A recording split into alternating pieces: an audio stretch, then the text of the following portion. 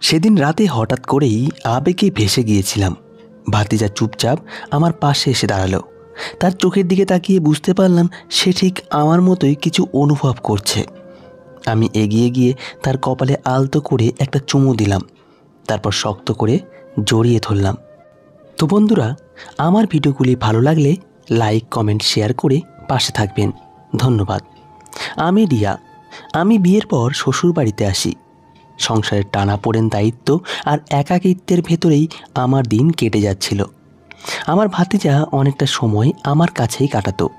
সে কখনো বই পড়তে আসতো, কখনো আমার সাথে গল্প করত, আবার কখনো ছোটোখাটো কাজে সাহায্য করত। দিন দিন বুঝতে পারছিলাম ওর সঙ্গে আমার এক ধরনের টান তৈরি হচ্ছে। যখন সে হেসে কথা বলতো, আমার বুকের ভেতরটা অদ্ভুতভাবে কেঁপে উঠত। আমি নিজেকে বুঝাতাম এটা শুধু স্নেহ, এর বেশি কিছু না। কিন্তু মনের ভেতরে কোথাও যেন এক অদৃশ্য আকর্ষণ তৈরি হচ্ছিল।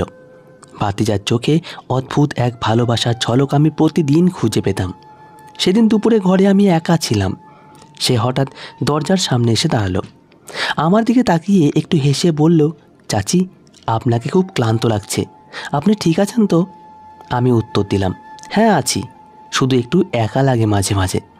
ওর চোখে যে মমতা ঝলকাচ্ছিল সেটা আমার বুকের ভেতর কেমন এক আলোড়ন তুলল। সেদিনই প্রথম মনে হলো হয়তো এই সম্পর্ক একদিন অন্যরকম রূপ নেবে। সেদিন সন্ধ্যায় উঠোনে বসে কাপড় ভাঁজ করছিলাম। আলতো বাতাস বইছিল, চারিদিক নিস্তব্ধ। ভাতিজা এসে পাশে বসল। আমার দিকে তাকিয়ে বলল, চাচি, আপনি সবসময় একা এত কাজ করেন, আপনাকে সাহায্য করার মতো কেউ নেই কেন? আমি হেসে বললাম, এটাই তো আমার অভ্যেস হয়ে গেছে, আর তুমি তো মাঝে মাঝে পাশে থাকো। ওর চোখে তখন অদ্ভুত এক গভীরতা, যেন আমার কথার ভেতরে লুকিয়ে থাকা আবেগ বুঝতে পারছিল। চোখে চোখে কিছুক্ষণ নীরবতা জমে রইল। আমার বুক কাঁপছিল, তবু নিজেকে সামলে নিলাম। আমি বললাম, তুমি তো ছোট, এসব ভেবে লাভ নেই। সে মৃদু হাসল। চাচি, বয়সে ছোট হতে পারি, কিন্তু মন তো বোঝে, আপনার একাকিত্ব আমি বুঝি। ওর কথায় বুকের ভেতরটা কেমন যেন নরম হয়ে এলো।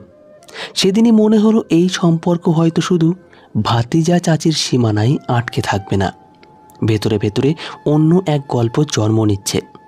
পরদিন বিকেলে বৃষ্টি হচ্ছিল। আমি বারান্দায় দাঁড়িয়ে ভিজে বাতাস উপভোগ করছিলাম। হঠাৎ ভাতিজা পাশে এসে দাঁড়ালো। সে বলল, চাচি, বৃষ্টিতে আপনার চোখগুলো আরও উজ্জ্বল লাগে। আমার গাল গরম হয়ে গেল। অকারণে হেসে বললাম, তুমি এসব কি বলছো? সে হালকা হেসে বলল, সত্যিই বলছি, আপনার মধ্যে একটা অচেনা টান আছে, আমি চাইলেও দূরে থাকতে পারি না। আমার বুকের ভেতর কেমন যেন ধকধক করছিল। আমি চুপ করে তার দিকে তাকালাম।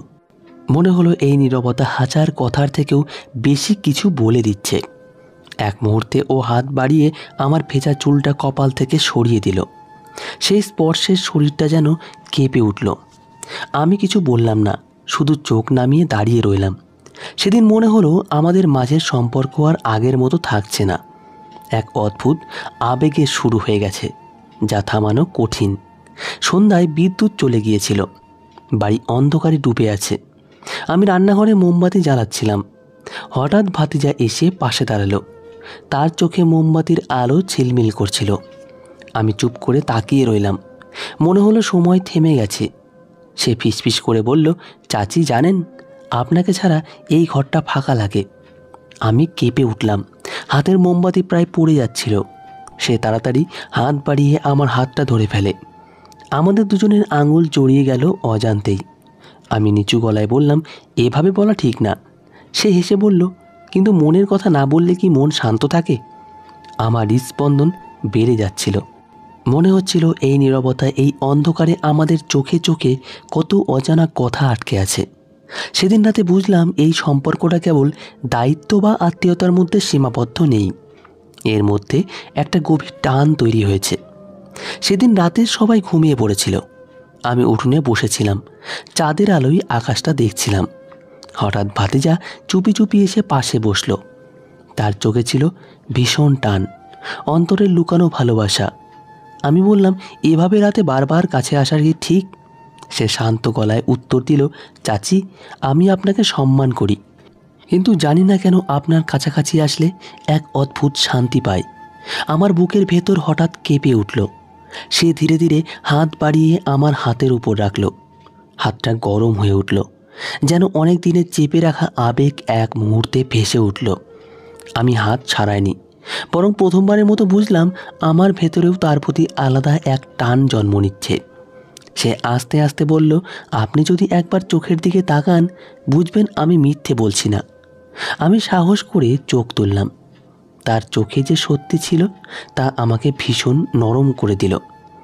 এক মুহূর্তের জন্য মনে হলো আমি সে দুজনেই যেন একে অপরের খুব কাছের মানুষ। সেই রাতে প্রথমবার আমাদের মধ্যে সেই স্পর্শের উষ্ণতা এলো, যা সব কিছু পাল্টে দিল। সেই রাতে হাত ধরার পর আমি ভেতরে ভেতরে অদ্ভুত অস্থিরতায় ভুগছিলাম। মনে হচ্ছিল একটা অদৃশ্য বাঁধনে আমরা বাধা পড়েছি।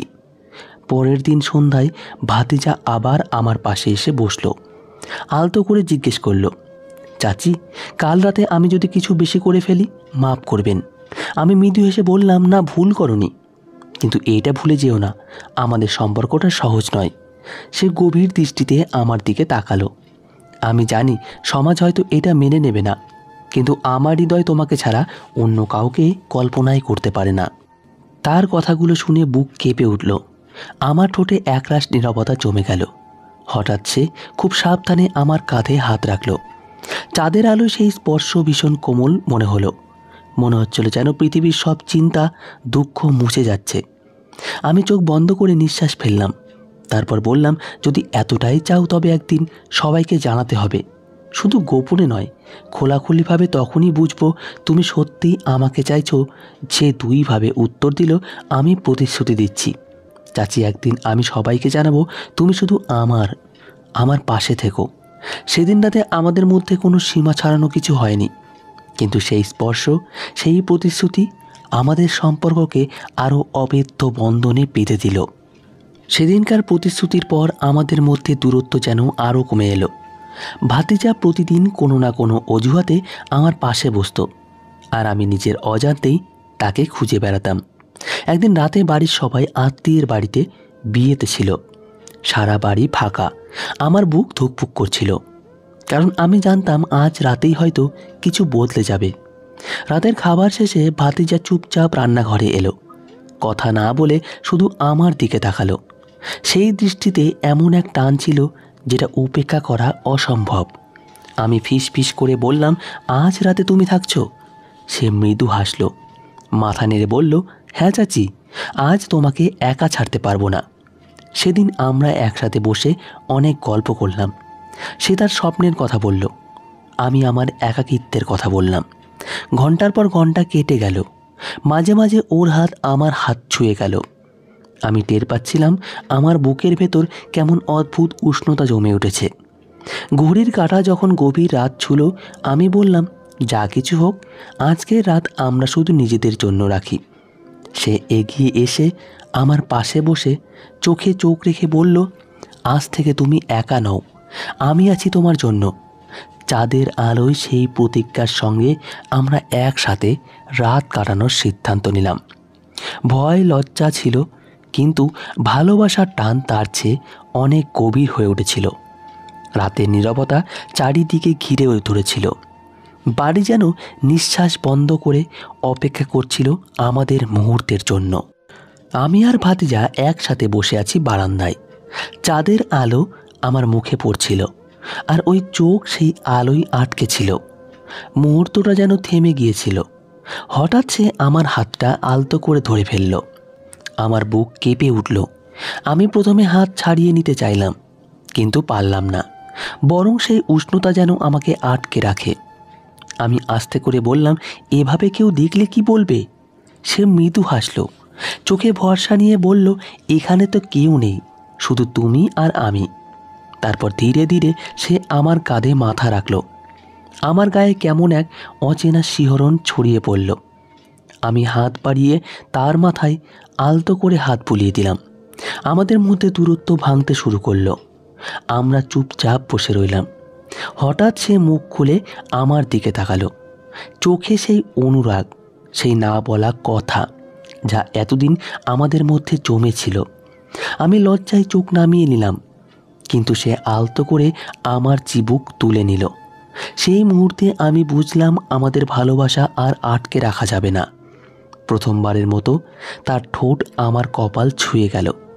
চাঁদের আলো, রাতের নিস্তব্ধতা আর আমাদের প্রথম স্পর্শ সব মিলে সেই রাত হয়ে উঠল অমলিন। সেদিন রাতে হঠাৎ করেই আবেগে ভেসে গিয়েছিলাম। ভাতিজা চুপচাপ আমার পাশে এসে দাঁড়ালো। তার চোখের দিকে তাকিয়ে বুঝতে পারলাম সে ঠিক আমার মতোই কিছু অনুভব করছে। আমি এগিয়ে গিয়ে তার কপালে আলতো করে একটা চুমু দিলাম, তারপর শক্ত করে তাকে জড়িয়ে ধরলাম। সেই মুহূর্তে মনে হচ্ছিল চারপাশের পৃথিবী থেমে গেছে, কেবল আমাদের নীরব ভালোবাসা বেঁচে আছে। ভাতিজাকে জড়িয়ে ধরার পর থেকে আমাদের সম্পর্ক আরও অন্যরকম হয়ে উঠেছিল। আমরা দুজনেই বুঝতে পারছিলাম এটা হৃদয়ের বাঁধন। কিছুদিন পর আমি সাহস করে তাকে বললাম, তুই শুধু ভাতিজা নোস, তুই আমার সবচেয়ে কাছের মানুষ। সে হেসে উত্তর দিল, চাচি, নাই তুমি শুধু আমার রিয়া। আমাদের সম্পর্ক নিয়ে প্রথমে চারপাশে নানা প্রশ্ন উঠেছিল, কিন্তু ধীরে ধীরে সবার সম্মতি পেলাম। অবশেষে একদিন আমরা বিয়ের পিঁড়িতে বসি। আমার জীবনের অপূর্ণতা যেন হঠাৎ করেই পূর্ণ হয়ে গেল। আর গল্পের এই শেষ অধ্যায়ে আমি শুধু একটা কথাই বলবো, ভালোবাসা কখনো বাধা মানে না, শুধু সাহস চাই। আর সেই সাহসই আমাদের দুজনকে এক করে দিয়েছে। তো বন্ধুরা, আজকের গল্পটি এখানেই শেষ করছি। গল্পটি কেমন লাগলো তা কমেন্ট করে জানাবেন। এরকম ভালোবাসার গল্প শুনতে চাইলে আমাদের চ্যানেলটি সাবস্ক্রাইব করুন এবং পাশে থাকুন। ধন্যবাদ।